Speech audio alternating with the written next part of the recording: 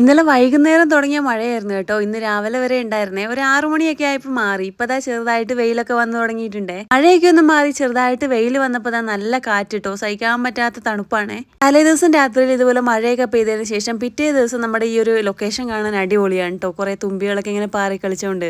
കാറ്റ് ഒരു രക്ഷയില്ല കേട്ടോ. മനുഷ്യനെ എടുത്തോണ്ട് പോകുന്ന രീതിയിലുള്ള കാറ്റാണേ. നല്ല സൗണ്ടാ. അങ്ങനെ രാവിലത്തെ പരിപാടികളെല്ലാം കഴിഞ്ഞതിന് ശേഷം പുറത്തേക്ക് ഇറങ്ങി ഇതാ മിറ്റം അടിക്കുക കേട്ടോ.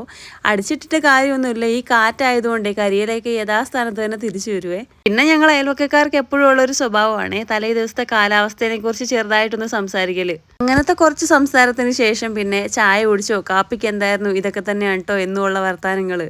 വെയിലൊക്കെ തെളിഞ്ഞിട്ടുണ്ടെങ്കിൽ നല്ല രീതിയിൽ തണുപ്പുണ്ട്. ഈ കാറ്റാണ് കേട്ടോ ഈ തണുപ്പിന്റെ പ്രധാന കാരണം. എന്നാലും വേണ്ടില്ല എന്ന് വിചാരിച്ച് ഞാൻ 4 ഭാഗവും മുറ്റമൊക്കെ അടിച്ച് വൃത്തിയാക്കിയിട്ടുണ്ട്. ഇതാ പിന്നെ വഴി സൈഡും കൂടെ അടിച്ചിട്ടുണ്ടേ. ഈ കാറ്റിങ്ങനെ വീശുന്നോണ്ട് ഈ കൊലയായിട്ട് നിൽക്കുന്ന ചെടികളൊക്കെ പെട്ടെന്ന് ഒടിയാൻ ചാൻസ് ഉണ്ട്.